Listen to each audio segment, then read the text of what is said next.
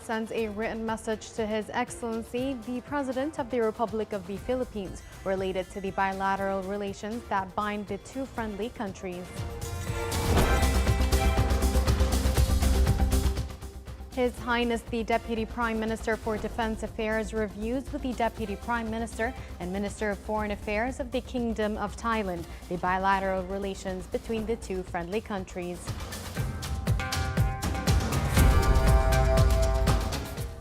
His Excellency the Foreign Minister affirms the Sultanate of Oman's support for efforts aimed at prioritizing peaceful solutions and dialogue between the various parties to de-escalate tensions in the region during his meeting with the UN envoy for the Middle East conflict. And the U.S. President confirms that the war with Iran is nearing its end and that the Iranian government is willing to sign an agreement.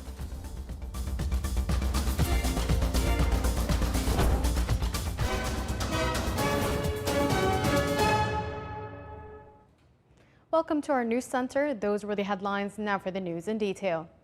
His Majesty Sultan Haytham bin Tariq has sent a written message to His Excellency President Ferdinand Marcos Jr. of the Republic of the Philippines concerning the bilateral relations between the two friendly countries. The message was handed over by His Excellency Nasser bin Saeed Al Manwari, Sultanate of Oman's ambassador to the Republic of the Philippines, when he was received by His Excellency the President at the Republic Palace in the capital, Manila.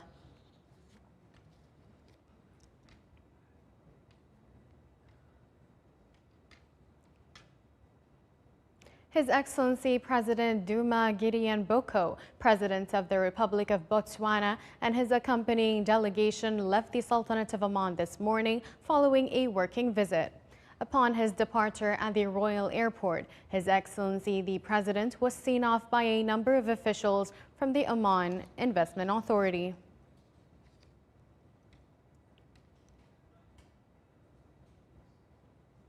His Highness Sayyid Shihab bin Tariq Al Saeed, Deputy Prime Minister for Defense Affairs, received in his office at Maaskar Al Murtafa'a today His Excellency Shehzad Phuang Ketkiao, Deputy Prime Minister and Minister of Foreign Affairs of the Kingdom of Thailand. His Highness the Deputy Prime Minister for Defense Affairs welcomed the guest. During the meeting, they reviewed the bilateral relations between the two friendly countries and exchanged points of view of a number of topics of common interest. The meeting was attended by His Excellency Dr. Mohammed bin Nasser Al-Za'abi, Secretary General of the Ministry of Defense, and Her Excellency, the Ambassador of the Kingdom of Thailand to the Sultanate of Oman.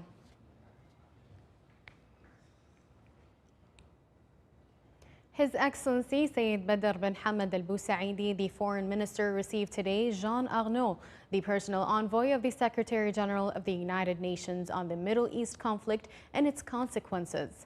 During the meeting, the situation in the Middle East in general and regional developments in particular were discussed in light of the consequences of the Israeli-American war on Iran, the current ceasefire, and the efforts being made to find solutions that would bring a final end to the conflict in the region from all political, security, economic, and humanitarian aspects. His Excellency the Foreign Minister affirmed the Sultanate of Oman's support for UN efforts aimed at prioritizing peaceful and diplomatic solutions and creating the appropriate conditions for regional dialogue among the various parties, which would contribute to de-escalation, confidence building, and the restoration of security and stability to the region. For his part, the UN envoy expressed his deep appreciation for the constructive role played by the Sultanate of Oman and its long historical experience in supporting peace initiatives, mediation efforts, and promoting regional stability, praising its approach based on dialogue and bridging differences.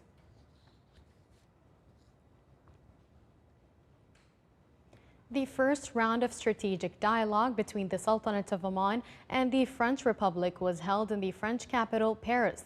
The round discussed the depth of the strategic partnership between the two friendly countries across various fields. It also reviewed avenues for bilateral cooperation, particularly in the economic and investment sectors. The two sides exchanged views on a number of regional and international issues, most notably the current crisis in the region and its consequences. They emphasized that the best way to overcome challenges and reach sustainable solutions is through dialogue and diplomacy, stressing the importance of the parties involved returning the negotiating table.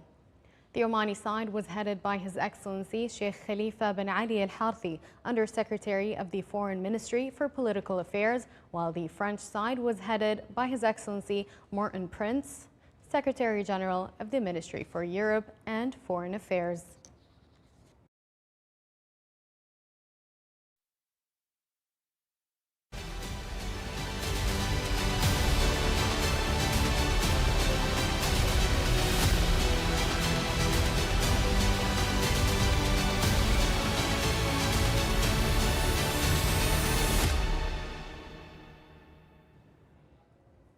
On the international front, hopes are rising for a resumption of peace talks between the United States and Iran as diplomatic efforts intensify ahead of the end of the ceasefire.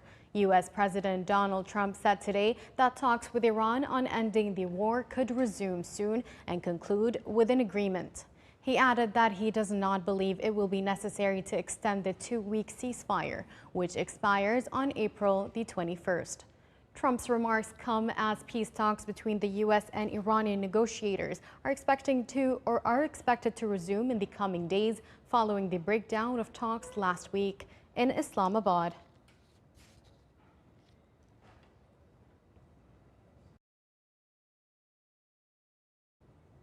Meanwhile, U.S. Vice President J.D. Vance affirmed that the United States has fully clarified its position on the Iranian nuclear issue, indicating that Tehran cannot possess a nuclear weapon.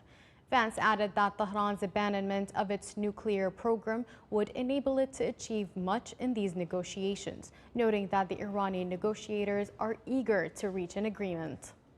Vance is expected to lead a possible second round of talks if the negotiations result in a new face-to-face meeting before the ceasefire expires next week.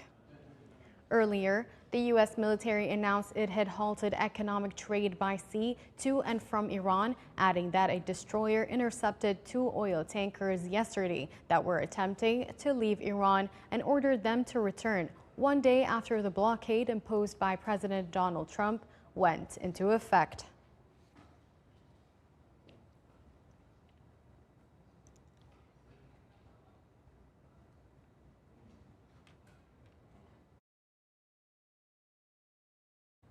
United Nations Secretary General Antonio Guterres stressed the need to resume negotiations to resolve the ongoing conflict in the Middle East and to commit to a ceasefire between Iran and the United States, extending it whenever necessary.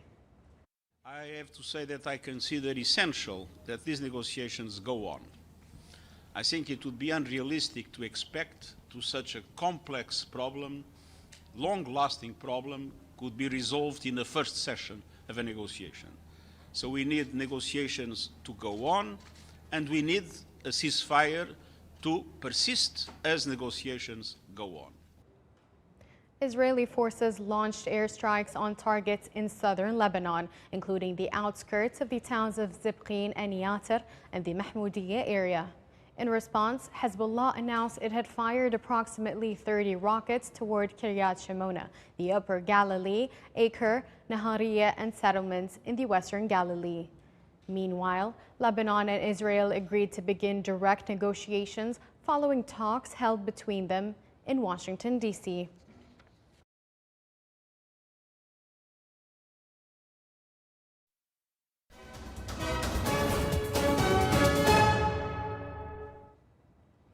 Locally, the Ministry of Social Development and Oman Investment Authority signed a financing agreement to establish a rehabilitation center for individuals with autism spectrum disorder in a Dakhliya governorate.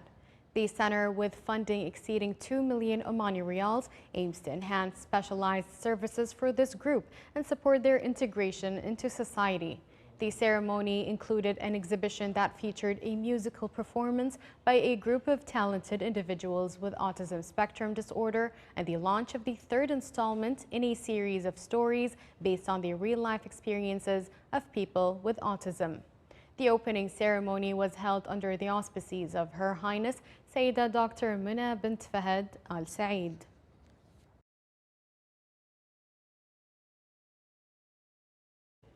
The Oman Chamber of Commerce and Industry organized a workshop to discuss the draft executive regulations for special economic zones and free zones as part of strengthening the partnership between regulatory bodies and the business community to formulate and develop economic regulations and legislation in the Sultanate of Oman.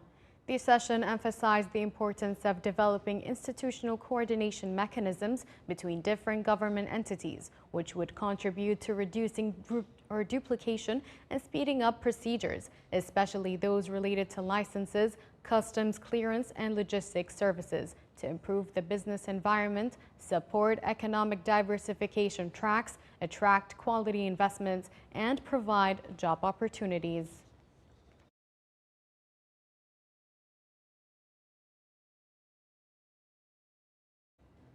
The Ministry of Education signed a cooperation agreement today with the Omani Qatari telecommunications company, Ooredoo, to include scholarships within the Higher Education Admission Center system, thereby strengthening the link between educational outcomes and labor market needs. The agreement aims to launch a national program that combines academic scholarships with an employment track by providing 14 scholarships in technical and digital disciplines of national priority while making employment opportunities available to graduates after meeting the specified criteria. The agreement was signed by Her Excellency Dr. Madiha bint Ahmed Al-Shaybani, Minister of Education, and on behalf of Ooredoo by Saud bin Hamad Al-Riyami, CEO of the company.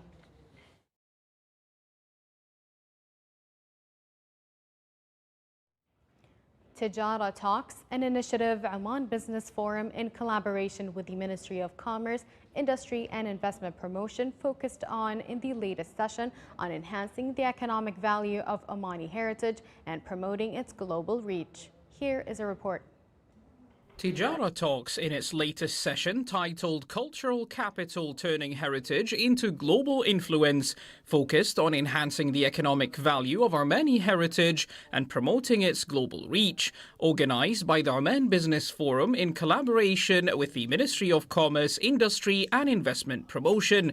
The session explored innovative ways to present Armeni heritage to enable wider dissemination and enhance its interaction with diverse audiences, contributing to the creation of sustainable value while preserving its authenticity.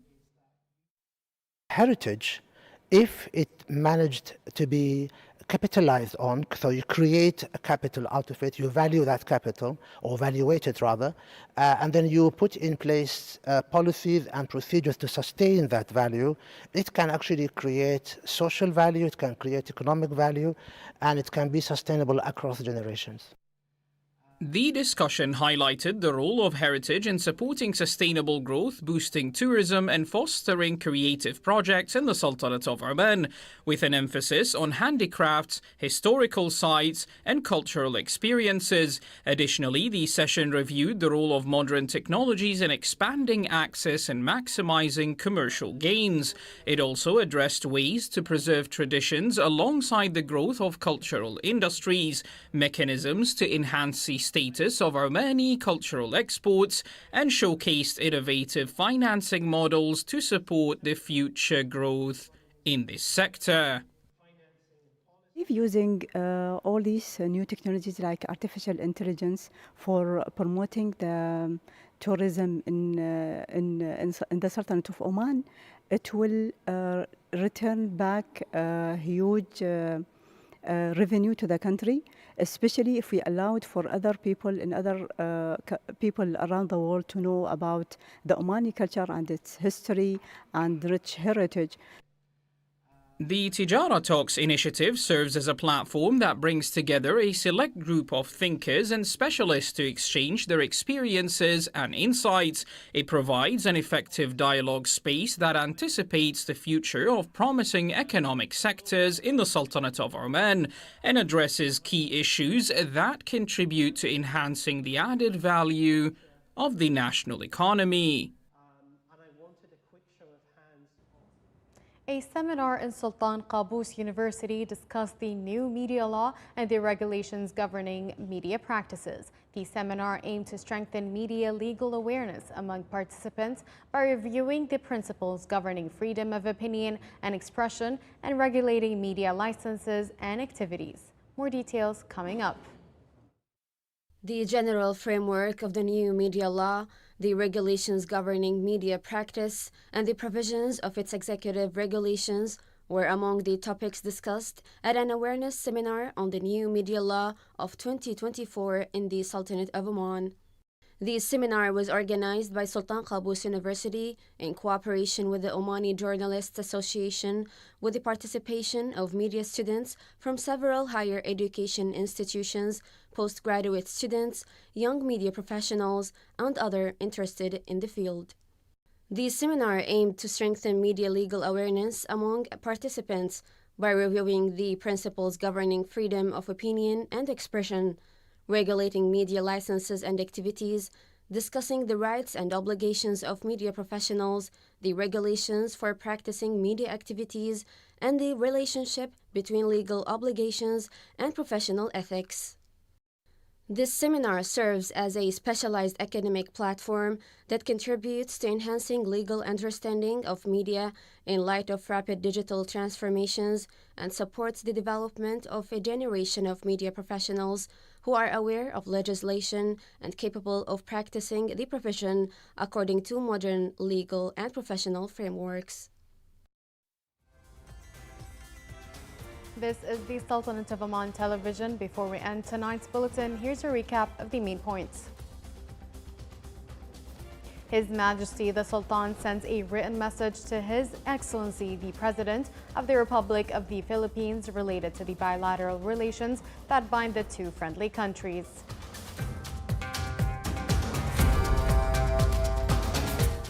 His Highness the Deputy Prime Minister for Defense Affairs reviews with the Deputy Prime Minister and Minister of Foreign Affairs of the Kingdom of Thailand the bilateral relations between the two friendly countries.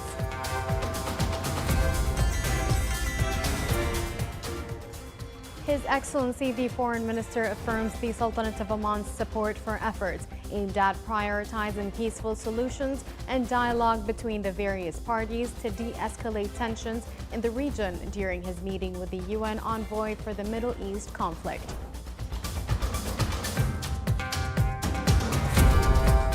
And the U.S. President confirms that the war with Iran is nearing its end and that the Iranian government is willing to sign an agreement.